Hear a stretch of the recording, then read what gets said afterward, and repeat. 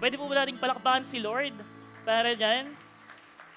Yan. So, para po sa mga first time, we just want to welcome you sa ating Victory May Kawayan. Yan, ako po si Ron, one of the campus missionaries here sa Every Nation Campus May Kawayan. And sobrang bilis po ng panahon. Yan, April na po ngayon. Next month, June na. Joke lang po. Pero ang bilis po, papasok na po tayo agad ng second quarter ng taon po natin. Sobrang bilis po yan kasi pag nag-June na, yan na, may bili ka na ng mga Christmas tree niyan. Kasi sunod-sunod na. Pero as we also enter on our second quarter ng taon natin, so we're going to also start our new series entitled Jesus Period. Sabihin nyo nga, Jesus Period. Ayan. Jesus Period, so sa mga medyo matagal-tagal na pong umaattend ng Victory, ito po yung rallying cry or original or foundational na rallying cry in our movement. Kumbaga, sila Bishop Ferdy, sila Pastor Steve ang nagsimula talaga nito. They rallied yung Jesus Period. And ito po yung kumbaga yung parang, dahil because of their faithfulness na talagang Jesus Period, ito po yung kumbaga inaani natin ngayon. That our movement, yung church natin, is sobrang dun lang, Jesus Period lang. So, ano yung ibig sabihin po ng Jesus Period? Yun yung pag-uusapan po natin this coming 4 weeks. So ngayon po pag-uusapan po natin the Lordship of Christ. Next week, we receive Christ as Lord and living under the Lordship of Christ. And yung last po, serving in Christ. And specifically, we're going to talk about the Lordship of Jesus Christ.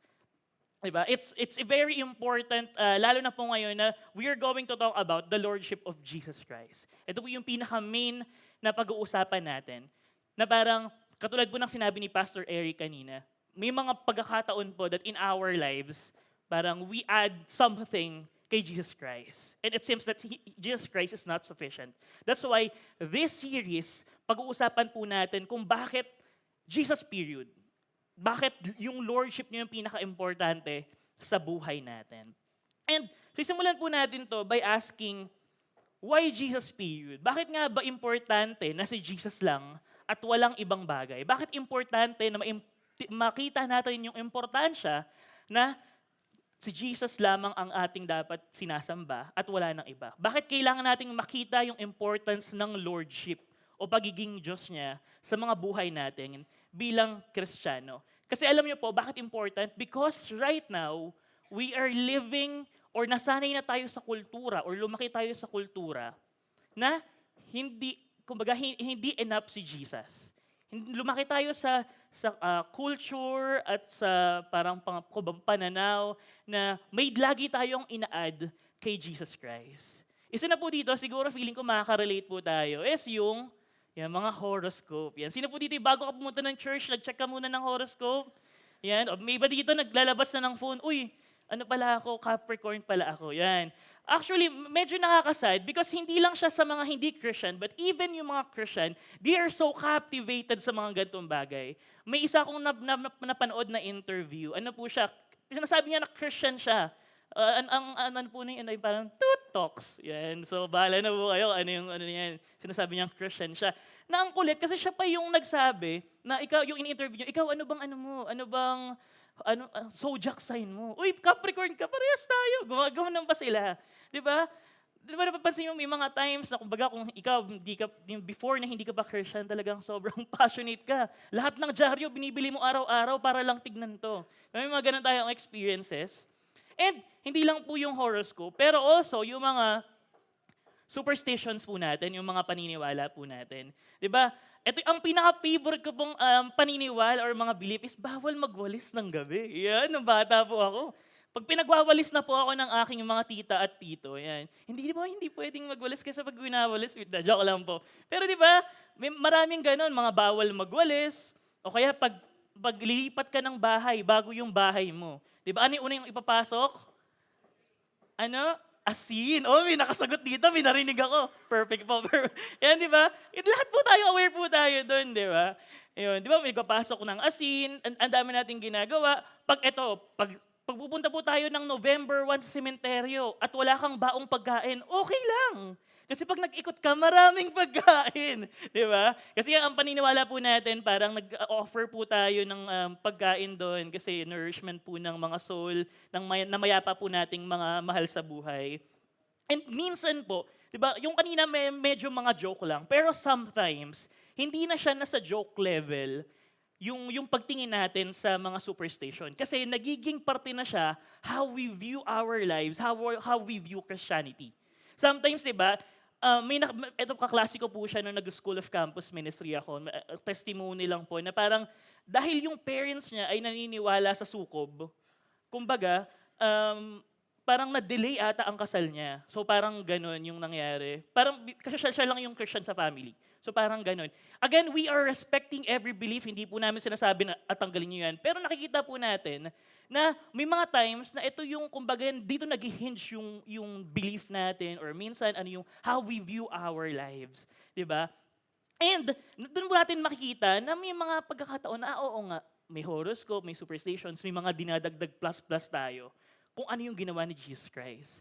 And ito, hindi pa po matagal pero kakatapos lang is yung mahal na araw. 'Di ba? Parang ito po yung pinaka-significance niya. Nagpepenitensya po sila, sinasaktan nila yung sarili nila para at some point mabawasan naman yung kasalanan nila or i-please nila si God through those things na ginagawa nila. Yung mother side ko po ay taga Pampanga. Ako po nakita ko po talaga na sobrang lapit yung mga yan. Yung mga times po na pagpipila, pipito yung tao, tapos papaluin sila lahat. Diba? Kasi yun yung pinaka nakasanayan nila at yun yung idea nila na baka hindi enough si Jesus Christ. Baka pwede kong dagdagan kung ano yung ginawa ni Jesus Christ para mas tumaas yung level or yung closeness ko with God. Diba? Marami pong ganyan. Pero alam nyo po, minsan hindi lang sa mga bagay na ganyan, but also inside our church. Yan. Ano pong nangyari? Iyan. Yan. But also, inside our church, may mga bagay po sa buhay natin na hindi natin parang na-embody yung pagiging Jesus period. First po dyan, di ba, in our church, there's a lot of things. Di ba, nakakarinig na kayo na may mga pagkakataon na ang daming eloquent, ang daming motivational speaker, na okay, yes, ginawa to ni Jesus Christ for you, pero parang mas okay to kung ito yung gagawin mo. Sometimes makikita tayo ng preacher na hindi siya Jesus period. Ang dami niyang sinasabi na you must do this, you must do that. 'Di ba? Kumbaga yung church natin right now ay also exposed sa mga gantong bagay. Hindi lang yung mga superstitions, hindi lang yung mga horoscope o mga zodiac sign, but also even our church. And even sa mga personal na buhay natin, makikita natin that may mga pagkakataon that it seems that Jesus period is not the best thing or yun yung may bigat. That's why it's important for us to na maintindihan kung ano yung meron sa series ngayon. Important na matignan natin ano na ba yung itsura ng lordship natin kay Jesus Christ? Is it really Jesus period or may plus-plus na? Si Jesus pa ba talaga yung Lord natin or hindi na? Kasi parang genie na lang siya. That's why this series, we're going to look at the book of Colossians and we're going to study specifically kung ano yung supremacy and sufficiency ni Jesus Christ. Ito yung pag-uusapan natin ngayon in this book of Colossians. And we're going to answer this question. How does understanding Christ's supremacy lead us to genuine response of His Lordship? Mga bagay kanina na ginagawa natin, there are things that we are adding and binapababa niya po yung Lordship ni Jesus Christ. But right now, we're going to talk about the supremacy of Christ. And we're going to answer this. Ngayong pag naintindihan na natin yung supremacy ni Jesus Christ, ano ba talaga dapat yung response natin sa lordship niya? Okay po, invite ko lang po ang lahat na tumayo as we study the word this morning. I'll be reading NIV version. So if ever na babasahin niyo sa Bible, you can follow me. But for understanding lang, mas mabilis maintindihan, I'll be using NIV version. So punta po tayo sa book ng Colossians, chapter 1, verse 9 to 18. Okay po. Colossians chapter 1, verse 9 to 18. Okay po, kung nandun na po tayo, I'll be reading in NIV version. Okay lang po, nasumabay po tayo while reading and using ESV. Right? For this reason, since the day we heard about you, we have not stopped praying for you. We continually ask God to fill you with the knowledge of His will through all the wisdom and understanding that the Spirit gives, so that you may live a life worthy of the Lord and please Him in every way, bearing fruit in every good work, growing in the knowledge of God, being strengthened with all power according to His glorious might, so that you may have great endurance and patience, and giving joyful thanks to the Father, who has qualified you to share in the inheritance of His holy people in the kingdom of light. For He has rescued us from the dominion of darkness and brought us into the kingdom of the Son He loves, in whom we have redemption, the forgiveness of sin. Verse 15, the Son is the image of the invisible God, the firstborn over all creation. For in Him all things were created, things in heaven and on earth, visible and invisible, whether thrones or powers or rulers or authorities. All things have been created through Him and for Him. He is before all things, and in Him all things hold together. He is the head of the body, the church. He is the beginning and the firstborn among the dead, so that in everything He might have the supremacy. Okay, let's pray. Lord, we just want to thank you, God. Lord, for this time, for giving us this moment, Lord, this opportunity na makilala ka namin, God. Lord, pinag-pray po namin yung heart and mind namin ngayon, God. We ask us, God, na buksan mo yung mga puso namin, God. Lord, humble us, Panginoon, that, Lord, na yung puso't isip namin ay parang maging yung may fertilizer na lupa na willing at ready mag-respond dun sa Lordship na meron ka. Lord, ang prayer namin ay maintindihan namin, God, that you are the Lord of all. Lord, we just want to thank you, Lord, for this time. We glorify you. In Jesus' name we pray. Amen. Sige po, maaari na po tayong makaupo as we continue our study this morning. Okay po. Para mas maintindihan po natin kung ano po yung binasa natin and kung ano yung nangyayari sa book ng Colossians, yan, gusto ko lang pong tignan, bigyan ko kayo ng konting context kung ano po yung ng konteksto ng book ng Colossians. So yung Colossians po ay makikita po natin sila sa central part ng Asia, kumbaga ito yung known world before. So nandito siya sa part ng Colossae. Yung Colossians, maraming church na church plant nung panahon na yan. And good news po, kasi yung Colossian people po, so ang ganda po ng nila, ng balitang nakarating kay Paul, galing sa kanila. Kumbaga kung sa Galatians, galit daw si Paul because medyo may katigasan yung ulo. Yan. Pero yung mga Colossian people po, maganda po yung background nila. Kasi ang expression po or ang describe ay they love God and they love God's people. Ibig sabihin, naging faithful po sila and they received well yung gospel na pinreach ng missionary na pumunta po doon sa Colossae. Yan. So, kumbaga maganda po yung record nila, maganda yung status nila, but there's problem. Kasi kung titignan nyo po, yung Colossae, lahat po, kumbaga, parang Pilipinas po yan sa paligid po ng tubig. So ang nangyayari, lahat ng mga trader nung panahon na yon, dyan po lagi dumadaan. And ang threat doon, because they are exposed to the world's ideologies, may threat din that they are receiving and exposed dun sa mga heresy, maling theology about Jesus Christ or about Christianity. Diba? That because they are exposed sa iba't ibang mga theology or iba't ibang ideology, yun po yung nagiging threat ngayon sa church ng Colossae. One of the threat na they are experiencing is yung pagan mysticism. Kumbaga, pag sa Greek ka, alam mo to, ito yung mga sila Zeus, Poseidon, ganyan yan. Nung panahon nila, they took it seriously. Na yun talaga yung way of living nila.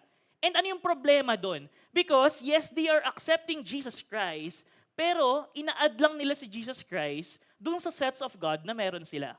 Nakita nyo po, nasisira po yung lordship ni Jesus Christ. Hindi po siya yung pinaka-Lord. Ano pa po yung iba? May mga other Greek philosophy po na meron pa, and yung Jewish legalism. Yung Jewish legalism po, ito po yung sinasabi nila, syempre may mga Jewish rin po nakakapunta doon at nababalitaan nila na, oy, may mga church plant na nangyayari dito. Medyo, di ko, guguluhin ko. Ayan. So, ang ginagawa po nila, sinasabi nila na kulang pa yung ginawa ni Jesus Christ. That's why, kailangan nyo pang sundin kung ano yung mga sinasabi sa Old Testament. Gawin nyo pa to, gawin nyo yan, gawin nyo dyan, kasi hindi enough yan. And lahat po yan, yung Jewish legalism, pagan mysticism, and other Greek philosophy, lahat po yan ay attack doon sa lordship ni Jesus Christ. Yun po yung pinaka-main strategy ng enemy dito, na atakihin, di ba, that when they are exposed doon sa mga ideologies na yun, atakihin kung ano yung lordship ni Jesus Christ. Because kung tingnan nyo, in our lives, yun yung pinaka-main thing na gustong sirain ng enemy sa atin. Diba? Alam niyo po ba na mas dangerous masira, sa isang Kristiyano, mas dangerous na masira kung ano yung lordship mo kay Jesus Christ kaysa sa mahirapan ka sa buhay? Diba? May mga times na when we experience loss or when we experience suffering, may mga times na, kumbaga ang pinaka-reason kung bakit tayo nag-fall back dun sa faith natin is because tainted na yung lordship ni Jesus Christ sa atin. For example, may dalawang tao na nandyan, parehas kumbaga, yung isa, they experience suffering and all the parang masamang nangyari sa buhay. Pero, malalim siya sa pagiging Kristiyano, we are sure na kahit mahirap, lalaban to. Kasi malalim siya dun sa faith na meron siya, malalim siya dun sa lordship ni Jesus Christ.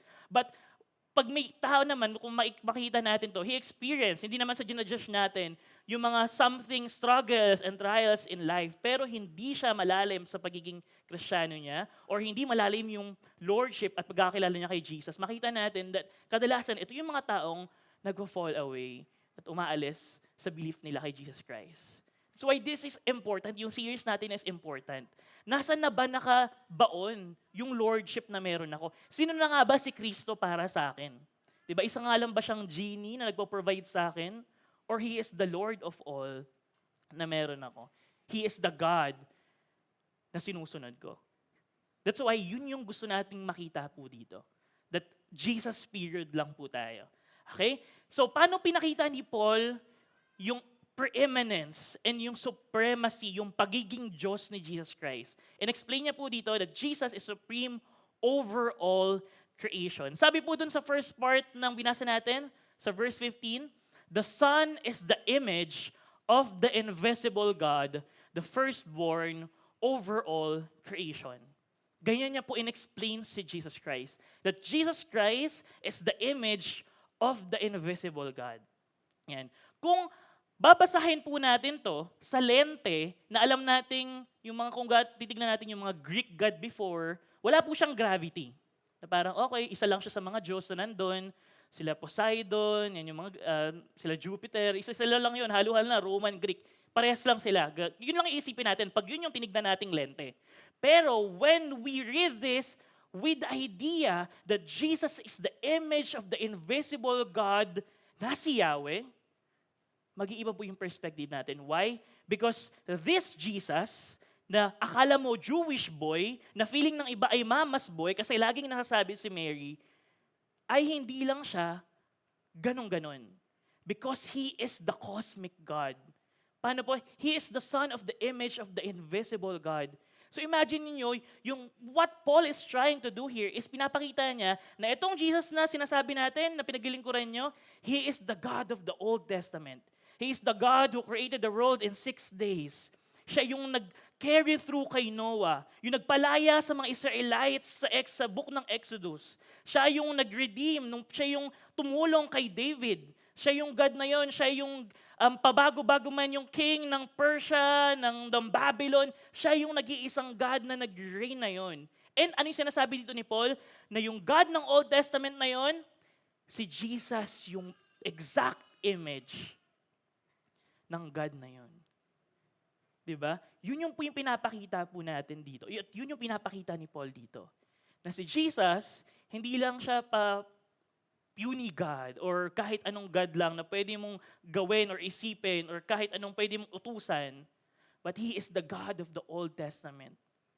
makikita natin dyan yung supremacy niya, that yung deity, yung pagiging Diyos niya, na siya yung gumawa ng lahat ng bagay. The eternality, that Jesus Christ never had a beginning. That He is simply there before the creation. Diba? At hindi lang po siya umalis doon sa perspective ng Jewish perspective. Pero ang sabi niya dito, that Jesus is the firstborn over all creation. Na hindi lang siya yung Diyos ng mga Jewish people o sa mga Israelites. Pero siya din yung Diyos ng buong mundo, ng all creation. He is, kumbaga, yung the cosmic God. Kumbaga, ang hirap bang makita kasi ang idea natin kay Jesus Christ, probinsyano siya sa taga Galilee, ganyan nangyayari. Alam lang natin siya as karpentero. Pero ito ina-explain na ito talaga yung identity ni Jesus Christ. The firstborn over all creation. Alam niyo po, may mga belief na nagsasabi na naniniwala na si Jesus Christ ay, kumbaga, dito sa passage no, sinasabi nila yung firstborn, ibig sabihin yan, created lang si Jesus Christ. Diba? Na parang, ano lang siya, na, kasi nga, firstborn, created. Pero kung titignan natin yung pinaka-text niyan, it means that He is first in rank. Diba? Siya yung preeminent, siya yung supreme over all creation. He is powerful. And paano dinescribe to? For in Him all things were created, things in heaven and on earth, visible and invisible, whether thrones or powers or rulers or authorities, all things have been created through Him and for Him. Ibig sabihin po dyan, na lahat ng bagay sa mundo, nakikita mo man or hindi, siya yung nag-create ng bagay na yun. Siya yung nagsusustain ng bagay na yun. Sa Kids Church po, nakakatawa kasi parang pag nag-tithes and offering kami, explain, sino nag-create nito? Sila sobrang alam na alam po nila na kahit yung damit na, syempre may nagtahi naman. Pero they are directly, na pinaano yun, it's because of God. And ito yung pinapakita dito ni Paul. That He is the God of the universe, everything. Nakikita mo man yan or hindi, siya yung nag-create. At kin-create yun for Him. Sabi dito, visible and invisible, whether thrones or powers or rulers or authorities, all things have been created through Him and for Him. Even rule. Ibig sabihin, ito yung God na sinaserve natin. Dumating po sa time na natakot tayo sa ISIS. Tapos kung may edad ka man, natakot po tayo sa Al-Qaeda, yung mga ganong terorista. Or even natakot tayo sa mga unseen na bagay. But Christ is supreme over all creation. Siya yung mas greater dun sa kung ano yung pwede mong ma-imagine na meron sa mundong to. Because kinreate niyo yung bagay na yon. Diba yung mga kinakatakutan po natin? Ano yung mga kinakatakutan natin? Ano yung mga bagay that it seems na ito naman na feeling natin katapat ni God? Makita po natin na walang katapat si God because He is the God. Jesus period lang po tayo. Diba? Sino dito yung na-experience nyo na po na masugatan? Yan. Hindi po yung puso, yan. Masugatan. Alam nyo po, na pag nasugatan po tayo, may tinatawag po na laminin. Yung laminin po, yun yung po yung cell na parang nag-hold sa mga tissue. Yung protein daw po siya. Na-search ko lang. Na siya yung nag-hold sa tissue para kumbaga gumaling yung sugat na meron tayo. And, alam niyo po ba itsura ng laminin sa microscope? Ito po yun. Yan. Okay, hindi po muna lang nagpapaka-mystical Yan, tignan po natin, di ba? Itsura niya, cross. Di ba? At ang kulit ng ang definition ng laminin, kasi yung laminin is yung nag-hold sa mga tissue para mag-hold yung mga cells at mga balat po natin, kumbaga ganun. He holds everything together. Yan po yung meron inside of us. Di ba? Or hindi tayo nagpapaka-mystical. Possible naman talaga na sa angulo lang ng microscope, yan.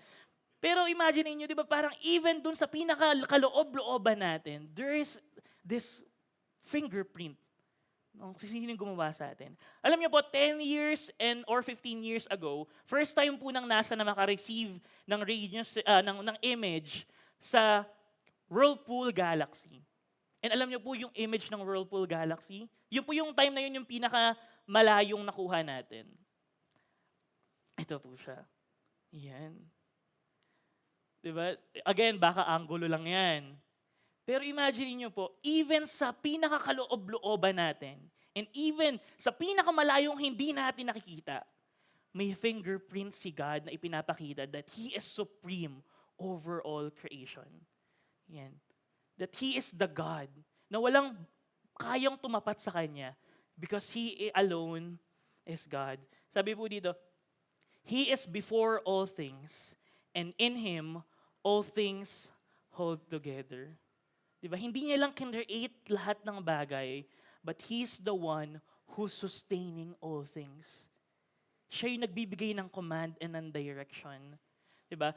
Meron po dati, nung nagkakainitan na po yung Russia at Amerika, ang pangalan po niya ay Vasily Arkhipov. Yan. Isa po siya sa mga general before na ang Russian po siya, na ang nangyari, naka-receive siya ng command na parang tamaan na ng nuclear torpedo yung aircraft na ginagamit ng Amerika. And kumbaga sikat po ito eh. Kasi kung ginawa niya yun, for sure, may ongoing war na nangyayari kumbaga ngayon. Kaya ganun daw ka-significance yan. Na let's thank Vasily, yan, kasi hindi siya pumayag na matuloy yung nuclear war by agreeing na i-press yung button at magpasabog ng nuclear bomb sa Amerika. Pero alam niyo po ba, yes, we thank Him. Pero it's all because of the power and sovereignty of Jesus Christ. Because He holds everything together. Siya yung nagko-command sa lahat ng bagay. And di ba, in Him, all things hold together. That's the God that we are worshiping. Hindi lang siya yung God na maliit na God. Again, yung parang gening God na hinihingian natin ng gusto nating provision. But He is the God of all universe. Next po natin dyan is Jesus is supreme over the new creation, the church. Diba? After pong i-explain ni Paul that God is the God of all universe, bumaba po siya sa level or nag-focus po siya sa level ng church. He is the God that we are serving here in our church, in the universal church. Siya yung God na sinuserve natin. Sabi po dito, and He is the head of the body, the church. He is the beginning and the firstborn from among the dead, so that in everything, He might have the supremacy. Diba? Makita po natin ang daming verse na nagsasabi ng that if anyone is in Christ, is a new creation. Diba? Yung supremacy doon ni Jesus Christ na kaya niyang buguhin yung isang tao. Yung sinabi din po sa church na on this rock I will build my church, and walang schemes or kayang gawin yung power ng hell para mawala yung power ng church. Kasi pinapakita po natin dito yung supremacy ni Jesus Christ sa ating simbahan. 'Di ba? Hindi lang po yung simbahan ng Victory, but yung capital C na church na lahat ng naniniwala kay Jesus Christ. He is supreme and He must be the center and the Lord of our church. But kung titignan po natin sa panahon nila, there's a threat, 'di ba? Na ito yung ina-attack ng mga nangyayari po before, ng heresy, ng ideology. And because of that, there's threat na mamalis po sila. Na iba yung maging tingin nila kay Jesus Christ, and eventually, mawala yung pagiging Lord ni Jesus Christ nila because they are captivated with so many things. Alam niyo po, sa panahon po natin ngayon, hindi lang ganun yung mga terms, hindi lang mga Gnosticism, hindi lang yung mga philosophical something nila. Pero even sa panahon natin ngayon, they are exposed sa mga bagay na pwede nating i-add bukod doon kay Jesus Christ. Diba? Sabi po ni Charles Spurgeon, I believe that the one reason why the Church of God at this present moment has so little influence over the world is because the world has so much influence over the church. May mga times po na nangyayari sa atin, pinipilit nating maging in or pinipilit nating maging pleasing sa mundo. Pero kinreate tayo ni God na set apart. Yung church niya must be set apart. 'Di ba? Kailangan natin yung i-maintain yung pagiging iba natin kasi ganun talaga yung design natin eh. May mga times, 'di ba, even yung mga standards, yung integrity, medyo nawa-water down natin for us na maging in at pasok sa kung ano yung nangyayari sa mundo ngayon. And sometimes, even yung way of living natin, 'Di ba? Dahil hinahayaan natin na may mga ganong mga pasok sa atin, sa lordship natin kay Jesus Christ, as church and as an individual, ito po yung nangyayari. Nawa-water down po tayo. Ngayon po, kung titignan po natin yung mga lalo na sa Western world, sobrang ang westernized na ng mga churches. Sa Western, meron na po silang, kumbaga, prosperity gospel. The world, na ito, na magbigay ka sa church para i-bless ka rin ni God. San po sa Bible yan? Marami pong ganyan yung preacher ngayon. Ang dami po, parang ang dami po sikat na preacher na ang daming pumupunta. Di ba? Nagpapa-conference pa sila para sa ganitong sinasabi nilang theology. Di ba? Magbigay ka para yumaman si God. Hindi po ganun. Hindi po ganun yung way. At hindi po ganun yung direction ni Jesus Christ sa church natin. Ano po ba? Sa Western, marami na rin pong churches that they are, kumbaga ito yung mga liberal Christians.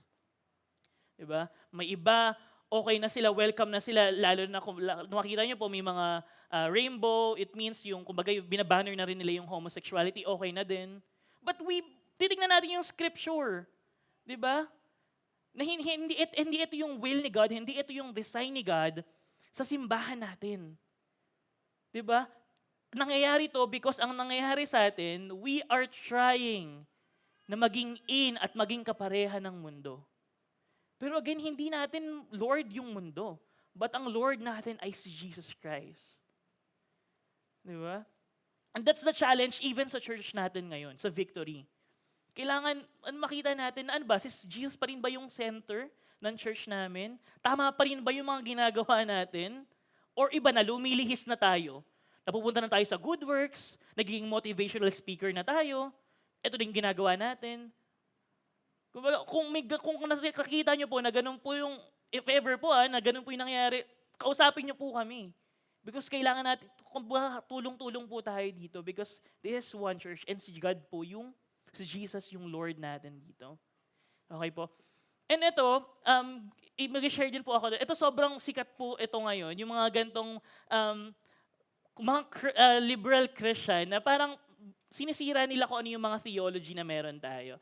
Ito po, nabasa ko lang. Sabi po dito, no, God does not care what you believe. God cares how you behave. Oh, parang okay naman, di ba? Parang tama naman. Pero makita natin dyan na dito, kumbaga, yes, God cares how you behave, but it's also important kay God kung ano yung alam mo. Di ba? Kung paano mo siya nakikita, because right theology dictates the right way of living. Ano po ba? Ano pa po? If you think your religion is right and every other religion is wrong, you're probably just worshiping yourself. Di ba? But makita natin na yung Christianity, it parang delivers the message, that exclusivity, that Jesus is the only way, the truth, and the life. Ano pa po? Sabi po dito, the best healing is when you realize you're not broken and don't need fixing. Diba? Okay, ang ganda naman ng message, ganun. Pero tingnan mo, the Bible really tells us that we are broken and we need the gospel to change us from the inside out. Pero ang ganda pakinggan. Ano ba? Every definition of God, we have of God is wrong. The closest is love. Parang, ito po yung mga gusto na God is love lang. So kumbaga, kahit gumawa ka ng kasalanan, gumawa ka ng mga bagay na hindi okay kay God, okay lang. Kasi God is love naman eh. Pero tinatanggal nila yung justice, yung pagiging Lord ni Jesus Christ. Yan po yung nangyayari sa panahon natin. At may mga pagkakataon na hindi natin napapansin. Ito yung mga bagay na ina-accept at inaano po natin sa buhay po natin. Hindi lang to, for sure, marami pang iba. That's why we need to be very vigilant. Sabi po dito, for God was pleased to have all His fullness dwell in Him, and through Him to reconcile to Himself all things, whether things on earth or in heaven, by making peace through His blood shed on the cross. Kumbaga, ito po yung pinakatuldok ni Paul dito. Ipinakita niya po na yung supremacy ni Jesus Christ from creation doon sa church ay tinuldukan po or kinunclude that through His blood, through His death on the cross, na-reconcile lahat ng bagay. Diba? Diba? Sira po yung relationship natin kay God because of sin. But because of the redemption and the finished work ni Christ, na-reconcile po lahat ng bagay to the Father. Lahat ng broken na reconcile. Yung relationship na meron ka sa ibang tao, because Jesus reconciled us. Diba? Through His blood, we can reconcile all things because of what Jesus Christ did on the cross. Diba? Titignan po natin, hindi ko po alam kung nakita niyo yung bigat ng supremacy ni Jesus Christ. But I believe what Paul is trying to do here is that he is highlighting the deity, the lordship of Jesus Christ. Para makita po natin yung mga bagay na naghihinder or pumapalit sa posisyon ni Jesus Christ doon sa buhay po natin. Diba? Na pinakita niya po na si Jesus Christ yung supreme. He is God. And ano yung mga bagay sa buhay natin ngayon na naghihinder para maging Diyos si God, si Jesus? Is it a sin na hindi natin ma-let go? Na naging reason bakit hindi natin kaya maging Lord si Jesus Christ? Is it relationship? Is it yung hope? Di ba, kailangan kong gawin yung mga bagay na to. Kailangan dito ko i-anchor yung hope ko. Di ba, mag-retire na ako. Ano ba? Finances ba yan? Sa kaibigan ba natin? Hindi ko po alam. Pero it's for us right now to find out ano yung mga bagay sa buhay natin ngayon na kailangan nating tignan at i-check kung sumusunod ba sa Lordship ni Jesus Christ. And I pray and I hope na yung mga bagay po na ito ay ma-surrender natin kay God. Maikita natin na Jesus is supreme over all creation. That He deserves yung Lordship na ibibigay natin sa Kanya. Because He's the God of all creation, He is the God of the church, and also, He redeemed us to reconcile us to the Father. Sarap pong isipin that this is the God that we are serving. That Jesus is the invisible image of God. And ganito pinapakita ni God yung sarili niya. Sabi po sa prayer ni Paul kanina, ang nakakatuwa po, for this reason, since the day we heard about you, we have not stopped praying for you. We continually ask God to fill you with the knowledge of His will through all the wisdom and understanding that the Spirit gives. Diba parang, ang ganda po ng prayer niya dito, na ang prayer niya sa mga taga-Colossians ay i-fill sila ni God continuously ng kalooban niya. And I pray na ito din yung maging same prayer natin in our lives right now. Are we praying na makita natin yung kalooban ni God sa buhay natin? Are we praying na mas maintindihan natin kung sino si God? Kung gaano siya ka-Diyos? Kung ano yung power niya over our lives? Na ipakita natin na, Lord, ito yung kinakatakutan ko, but you are this God. Yung ba yung pinag-pray natin sa buhay natin? Kasi ang goal na ito, so that you may live a life worthy of the Lord and please Him in everywhere, bearing fruit in every good work, growing in the knowledge of God. Na ang goal po natin that when we understand yung Lordship and yung supremacy ni Jesus Christ, it will produce good works. Kumbaga, it will produce fruits that glorifies God in our lives. And lumaki po yung knowledge natin, yung kaalaman natin kung sino si Jesus Christ. That it's a cycle. Natuwa po ako kasi, ito po yung story sa Chronicles of Narnia. Sobrang favorite ko po siya. Kasi ito yung time, yan, na for the longest time, ngayon lang uli nagkita si Lucy at si, ano po ito, parang novel po sa mga hindi nakaalam. So sa novel po, parang matagal na hindi nagkita si Lucy at si Aslan po yung lion. And sabi niya po ni Lucy kay Aslan, Aslan, you're bigger. Kumbaga, para context lang po si Aslan po ang picture ni Jesus Christ dun sa novel na yun. So sabi dito, dahil di sila nakita ng matagal, sabi dito, Aslan, you're bigger, said Lucy. Sabi ni Aslan, that is because you are older. That is because you are older, little one, he answered. Not because you are, na hindi ba dahil malaki ka lang talaga? Sabi ni Aslan, I am not. But every year you grow, you will find me bigger. So ano po ibig sabihin nito? Na si God, hindi naman siya lumalaki. Na malaki ka ngayon, next year mas malaki si God. Si God, sobrang great niya talaga. And when parang pag naintindihan natin kung sino si God sa buhay natin, nakikita natin, di ba, Lord, ito ka pala. And habang nag-grow tayo, hindi ito yung lumiliit si God kasi nag-grow tayo sa Kanya. Pero habang nag-grow tayo in the knowledge of His will, mas lumalaki yung tingin natin sa Kanya. Na Lord, ito lang pala yung akala ko sa'yo dati, pero ito ka pala. Because ito yung picture no, that when we understand, pag nakita natin yung kalooban ni God sa buhay natin, but we will grow in the knowledge of who He is. Diba? Na mas maintindihan natin, mas mag-grow tayo. And again, ang fruit nito, dahilan nito is for us to bear fruit. Na makita po sa buhay natin yung kaluwalhatian ni Lord. Being strengthened with all power according to His glorious might, so that you may have great endurance and patience, and giving joyful thanks to the Father, who has qualified you to share in the inheritance of His holy people in the kingdom of light. For He has rescued us from the dominion of darkness and brought us into the kingdom of the Son He loves, in whom we have redemption and forgiveness of our sins. Diba? Pag pinag-pray po natin, yung prayer ni Paul, na maintindihan natin yung kalooban ni God, in everything na ginagawa natin, mag-serve man tayo, and even sa mundane na ginagawa natin, yun yung maging pray natin na mag-grow tayo in the knowledge of who He is. Maintindihan natin yung kalooban niya. So that it will create a grateful heart, a fruit sa mga buhay natin. Because naintindihan natin yung supremacy and yung greatness ni God. As I end po, no? Kanina, nag-start ako ng question natin. Diba? How does understanding Christ's supremacy lead us to a genuine response to His Lordship? Yan. Again, hindi po ako yung makakasagot na ito.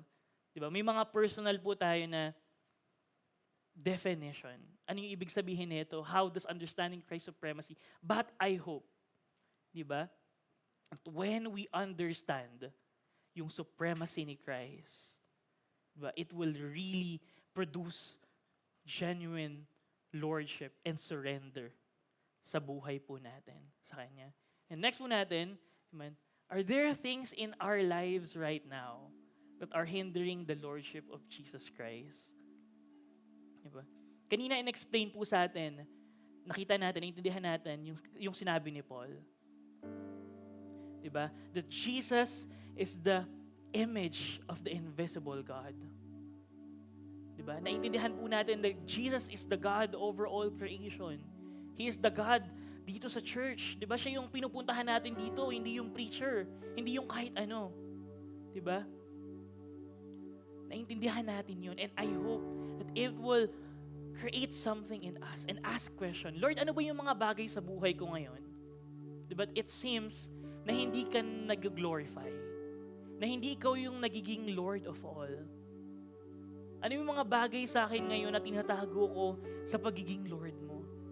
And ang prayer natin ngayon, in this series, makita natin that Jesus is enough. Maintindihan natin, di ba, ano yung mga bagay, Lord, na patuloy kong dito ako kumakapit. Nandito yung hope ko, nandito yung, kumbaga, dito ko ina-anchor yung lahat ng pagkatao ko. Ano yung mga bagay na may karibal ka? And yun yung goal natin makita ngayon. Na may surrender natin yun under His Lordship to Jesus Christ. Nakatuwa yung song kanina, di ba? As I called the music team, we're going to respond in worship. Di ba? I will build my life. Di ba? Dun sa love ni God, dun sa kung sino si God. Why? Because that's the most amazing place, and yun yung pinaka-foundation that when we put our faith, yung buhay natin sa right knowledge of who Jesus is, di ba? It will, di ba? Nandun na lahat ng bagay. When we have Him, we have everything. Di ba? He created all things, and in Him, all things hold together. Di ba? Right now, if you are in this part na parang hindi mo alam kung kanino ilalagay yung buhay mo, that everything seems falling apart. Diba? This is a good news that Jesus Christ is the strong foundation that we have. Siya yung Lord of all. Siya yung enough na Lord para sa atin. And I pray that knowing all of these things, our response is worship, to glorify God with our lives, to surrender everything to Him.